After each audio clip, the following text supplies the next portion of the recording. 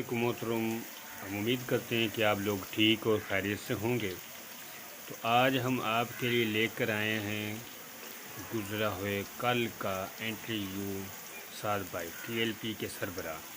तो जियो न्यूज़ पर आप देखेंगे जियो वालों ने इंटरव्यू लिया और क्या क्या सवालात किए और साद भाई ने लाजवाब कैसे किया, ये आप भी देखें। और इमरान खान का हक है कि वो इलेक्शन लड़े, पीटीआई का हक है कि वो अपने निशान पर इलेक्शन लड़े। लोगों को पता है कि अगर खुदा न खास्ता कल नवाज शरीफ वज़ीर आज़म का कैंडिडेट हुआ तो उसको पहला वोट देने वाला बिलावल जरदारी होगा। अगर बिलावल कैंडिडेट हुआ तो उसको पहला वोट देने वाला शहबाज शरीफ होगा। अगर वोट के हकदार और सीटों के हकदार को उनका हक ना मिला तो एक तमाशा लग जाएगा। अस्सलाम वालेकुम, मैं हूं वलीद अहमद और मेरे साथ हैं आज सरबराह तहरीक लब्बैक पाकिस्तान साद हुसैन रिजवी साहब। 2018 में टीएलपी ने तकरीबन 22 लाख वोट हासिल किए। ये कराची की वोटों के एतबार से तीसरी बड़ी जमात थी, पाकिस्तान की 5वीं बड़ी जमात थी, लेकिन वो सीटों में कन्वर्ट नहीं हो पाए वोट, वो एक अलग मुद्दा है। 2024 इलेक्शन 2024 की क्या तैयारियां हैं? साद हुसैन रिजवी साहब हमारे साथ मौजूद हैं। सर, शुक्रिया जी। क्या तैयारियां हैं? जी अल्हम्दुलिल्लाह, तहरीक लब्बैक पाकिस्तान ने अपना मंशूर सबसे पहले तमाम जमातों से पहले पेश किया, जो आपकी मीडिया तक पहुंचा, अब आप तक भी पहुंचा, पूरे पाकिस्तान को पेश किया 25 निकात पर वो। और उसके बाद तहरीक लब्बैक पाकिस्तान ने पूरे पाकिस्तान में 713 कैंडिडेट, तकरीबन इसके ऊपर नीचे कुछ गिनती हो सकती है, 713 कैंडिडेट जो है ना वो मैदान में उतारे। के बाद इलेक्शन कैंपेन का आगाज़ किया। इस वक्त बाकी सारी सियासी जमातें भी इलेक्शन कैंपेन में हैं, लेकिन आप देखें खैबर से कराची तक पाकिस्तान के हर खित्ते में इस वक्त पूरी धरती लब्बैक से गूंज रही है। 16 माह पीडीएम की हुकूमत रही है। एक बार फिर कहा जा रहा है कि उसी तरह की हुकूमत बनेगी। अगर उसी नौयत की हुकूमत बनती है तो आपके ख्याल में जो बहरान इस वक्त मुल्क में नज़र आ रहे हैं वो ख़त्म हो पाएंगे? बहुत बड़ा तमाशा लगेगा अगर उस तरह की हुकूमत बनी तो, बहुत बड़ा तमाशा लगेगा। और अगर उससे पहले एक तमाशा लग जाएगा, अगर वोट के हकदार और सीटों के हकदार को उनका हक ना मिला तो एक तमाशा लग जाएगा पाकिस्तान में। देखें, इमरान खान को मुसल्लत किया गया और तब कौम ने बादिल नखास्ता कबूल कर लिया। फिर उसके बाद पीडीएम को जब मुसल्लत किया गया तो पीडीएम काबिल कबूल नहीं हुई। ये हकायक है, जितने भी उनकी हुकूमती साल की सवा साल की जो भी उन्होंने यहाँ किया। और इसके बाद अगर अब ऐसा तजर्बा एक और पाकिस्तान के ऊपर किया गया ना तो कौम बददिल हो जाएगी और कौम का एतबार हर चीज़ से उठ जाएगा। यानी कि अभी भी मैं ये समझता हूँ कि 50-50 कौम है कि यार ठीक है इलेक्शन हो रहे हैं, और अगर इलेक्शन का रिज़ल्ट कौम की तवक्कुआत के बरक्स और कौम ने जिनके हक में फ़ैसला दिए उनके बरक्स निकला तो ये सारे सिस्टम से एतबार उठ जाएगा। जो माहौल है, लगता है कि शफाफ इंतखाबात होंगे? नहीं, बिल्कुल भी नहीं लगता। और मैं ये समझता हूँ कि वो 70 के इंतखाबात के बाद आज तक कोई इंतखाबात शफाफ नहीं हुए, लेकिन कम अज़ कम काबिल कबूल रहे हैं। इतनी हद तक ज़रूर रहे हैं कि काबिल कबूल रहे हैं। लेकिन जो अब सूरत हाल नज़र आ रही है, देखें सच्ची बात और सीधी बात यह है कि हर पार्टी अपनी बका की जंग लड़ रही है।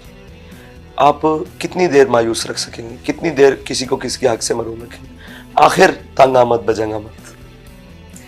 पीटीआई बानी पीटीआई के खिलाफ जो केसेस चल रहे हैं, आपके ख्याल में वो तमाम केसेस मेरिट पर चल रहे हैं? देखें, इस पाकिस्तान में जितने भी सियासी क़यादतों के ख़िलाफ़ केसेस बनाए जाते हैं वो नज़रिया ज़रूरत के तहत होते हैं। और आज तक बड़ी बड़ी सियासी क़यादतें जिनको तख्ता-ए-दार पर लटका दिया गया और जो अभी तक मौजूद हैं, जेलों में हैं या बाहर हैं, उन तमाम के ऊपर जितने भी केसेस हैं वो हक़ाइक़ पर मबनी नहीं है। जो हक़ाइक़ पर मबनी चीज़ें हैं उन्हें कौम के सामने कभी आने नहीं दिया गया, क्योंकि उसके अंदर बहुत सारी चीज़ें मुलव्वस होती हैं। आपने कराची में एक बड़ा जलसा किया, उसी जलसे में आपने ये फरमाया कि 10-10 करोड़ रुपए लेकर टिकट फरोख्त किए गए। नाम नहीं बताया आपने, कौन सी सियासी जमातें हैं? बहुत सारी सियासी जमातें हैं। पंजाब के अंदर नून लीग ने ये काम किया है, पीपल्स पार्टी ने ये काम किया है। अच्छा, वो तरीका वारदात बड़ा कमाल है कि आप उसको पार्टी फंड का नाम दे देते हैं कि जी हमने पार्टी फंड लिया है। और अभी यहाँ जो कराची में आपने बंदरबांट देखी है टिकटों की, और जो ऊपर नीचे एडजस्टमेंट हुई है तो वो क्या इन नाजायज़ पैसों के बगैर हुई है? ये सारी चीज़ें मौजूद रही हैं।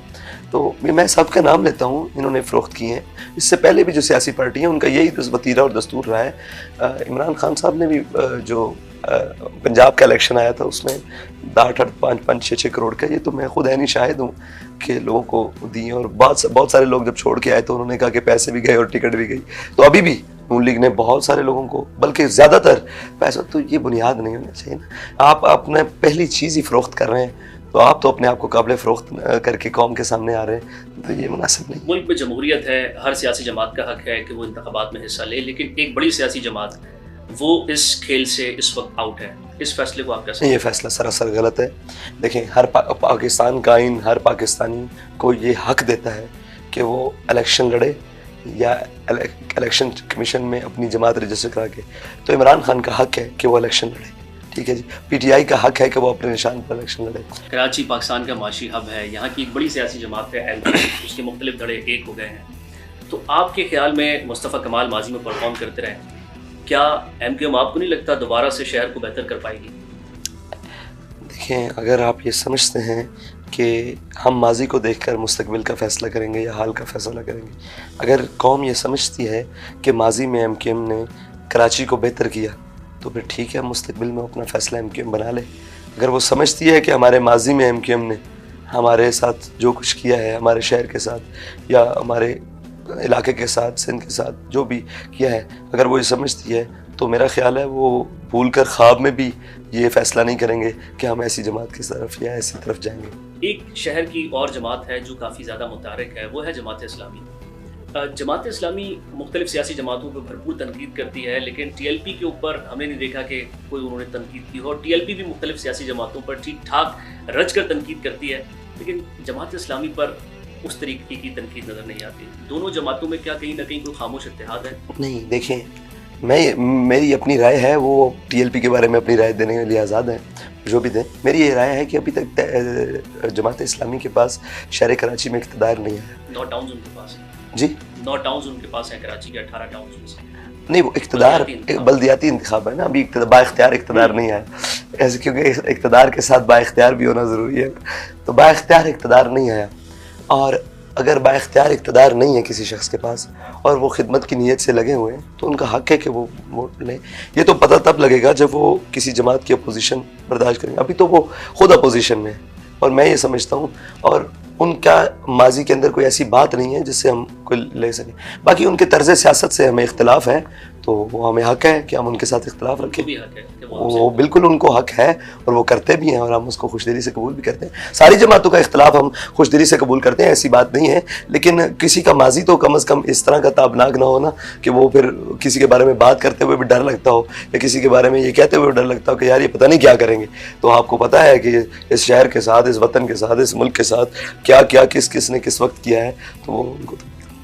आसिफ अली जरदारी साहब के बारे में आप जब बात करते हैं तो थोड़ा जारहाना हो जाते हैं। ये जो वतीरा है ना सियासत का, इनका ये बड़ा ज़ालिमाना है।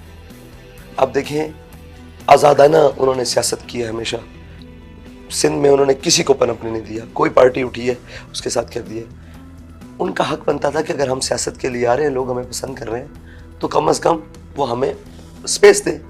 वो जहाँ मर्जी आके करें, लाहौर में वो आके कंपेन करेंगे, मैं कभी भी उन पर तनकीद नहीं करूँगा।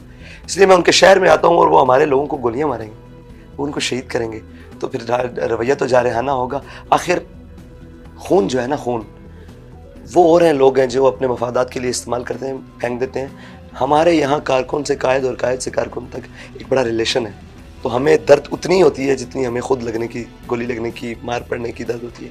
तो हमारे कारकुन का खून सामने हो और उसके ज़िम्मेदार भी वो जमात हो, तो ये जो है ना, कहा जाता है कि मिलिटेंसी, इनकी तबीयत में मिलिटेंसी है, इनकी तबीयत में डिक्टेटरशिप है, ये नहीं होनी चाहिए। और इन्होंने अपने लोगों की तरबियत ऐसी की है कि वो खूनखार तबीयत के लोग हैं और वो जारहाना और वडेराना ज़हन में थे। तो इसके तो हम शुरू से बागी हैं, इसके तो हम शुरू से खिलाफ हैं। इस वक्त नवाज शरीफ और बिलावल भुट्टो एक दूसरे पर तनकीद कर रहे हैं, पीडीएम गवर्नमेंट में भी साथ रहे, क्या वजह नज़र आती है इसकी? अच्छा, बड़े मज़े की बात है कि इन दोनों जमातों का निकाह हो चुका है कई मरतबा, और कई मरतबा इन्होंने सिर्फ शोर डाला कि हमारी तलाक होगी, हुई नहीं कभी। पीडीएम में दोबारा धूमधाम से तजदीद निकाह हुई, सियासी निकाह कहते हैं इसको। अब जब मिलकर खा लिया ना इन्होंने, और वापस कौम के पास आए तो इनको पता है कि हमारी तो जगह है नहीं। जो पीडीएम ने हाल किया है ना 15 महीनों में, वो कौम का बरकस निकाल दिया। यकीन ना लोग चीख उठे। अब इन्होंने तमाशा लगाना था, इन्होंने बाहर आके कह दिया कि जी हमारी तलाक हो गई है, तलाक हो गई है, तलाक हो गई है। अगर तलाक हुई भी तो सियासी इद्दत ही काट लेते, कम से कम एक दूसरे को घसीट घसीट के छतरियों के नीचे करते रहे। आपने देखा है अब आकर कौम के साथ ये मतलब ये रवैया तक कौम बड़ी समझदार हो चुकी है। अब वो दौर नहीं रहे। लोगों को पता है कि अगर खुदा न खास्ता कल नवाज शरीफ वज़ीर आज़म का कैंडिडेट हुआ तो उसको पहला वोट देने वाला बिलावल जरदारी होगा। आपके ख्याल में वज़ीर आज़म नवाज शरीफ बन रहे हैं? मैंने कहा अगर कैंडिडेट हुआ और अगर बिलावल कैंडिडेट हुआ तो उसको पहला वोट देने वाला शहबाज शरीफ होगा। ये जो हुकूमत बनेगी, जिस तरह की भी हुकूमत हो, आपके ख्याल में 5 साल मुकम्मल कर पाएगी या फिर वही जो पाकिस्तान की एक रिवायत रही है 3, साढ़े 3, 4 साल बाद ये हुकूमत भी रुखसत हो जाएगी, या आपका ख्याल है कि 6 महीने बाद ही रुखसत हो जाएगी? क्योंकि बहुत अगर ये जो आपने पहला सवाल किया था अगर उसके मुताबिक ये हुकूमत है तो इसकी उम्र तो मेरे ख्याल से 9 माह से 15 माह के दरमियान। बड़ी बात कही आपने। तो अगर इतनी मायूसी है तो फिर क्या आवाम को आप ये कह रहे हैं कि लोग घरों से वोट डालने ना निकलें क्योंकि फैसला तो नहीं, मैं ये कह रहा हूँ कि अगर उस सवाल के मुताबिक इन्होंने कहा है, वैसे कौम वोट डालने के लिए निकले, कौम का हक है वो फैसला दे और इस तरीके से दे कि जो लोगों की तरजीहात हैं और लोगों का सोच बन रही है और जो मुसल्लत किया जा रहा है उसको यकलख्त मुस्तरद कर दे। मैं ये तो चाहता हूँ कि कौम इस तरह वोट दे। कराची की सूरत हाल आपने देखी है। बिलावल भुट्टो जरदारी साहब ने मुबारकबाद दी है मुर्तज़ा वहाब को कि आपने कराची का पानी चंद घंटों में साफ कर दिया। देखें, वो पंजाबी की एक मिसाल है, अन्ना मंडे रेवड़ियाँ ते मुड़ मुड़ कर।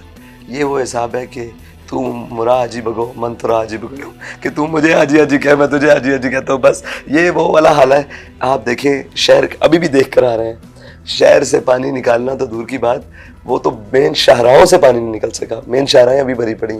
तो ये वो तिफल तसल्लियाँ हैं जिन्होंने कौम को पहले भी बर्बाद किया है और अब भी इसके अंदर देखें जिनकी बुनियाद झूठ पर है ना। अब इससे मैं और बड़ी बात क्या कहूँ, यानी कि मेरे मुंह से कोई ऐसे अल्फाज निकल जाएंगे जो नाकाबिले नाम के ऑनर हो जाएंगे।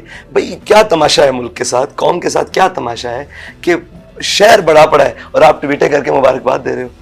यानी शहर के अंदर आप एक दफ़ा उतर के तो देखें, आप भी देख कर आए हैं, मैं भी देख कर आया हूँ। शहर गलाजत से भरा पड़ा है, गटर के पानी और जनाब वो बारिश का पानी मिलकर ताफुन का एक जनाब बाजार और बबा फैली हुई है और वो ट्वीटों में मुबारकबाद दे रहे हैं। तो जिन कौमों की तबाही के मशवरे हो चुके हो ना, उनके जिम्मेदारान ऐसी हरकत किया करते हैं। अगरचे कि शहर कराची की भी सूरत हाल कोई काबिल तारीफ नहीं है, पाकिस्तान भर के हालात भी अच्छे नहीं हैं, लेकिन इसके बावजूद मोहतरम साद रिजवी साहब हों या फिर पाकिस्तान के जो दीगर कायदीन हैं वो यही कह रहे हैं कि वोट डालना आपकी जिम्मेदारी है और इस फर्ज को। आप लोगों ने इंटरव्यू साद भाई का सुना और अच्छा लगा होगा, उम्मीद करते हैं। तो पार्टियों के इंटरव्यू और लीडरों के सुनने के लिए और सियासत के बारे में मालूमात जानने के लिए हमारे चैनल को सब्सक्राइब करें। अस्सलाम वालेकुम।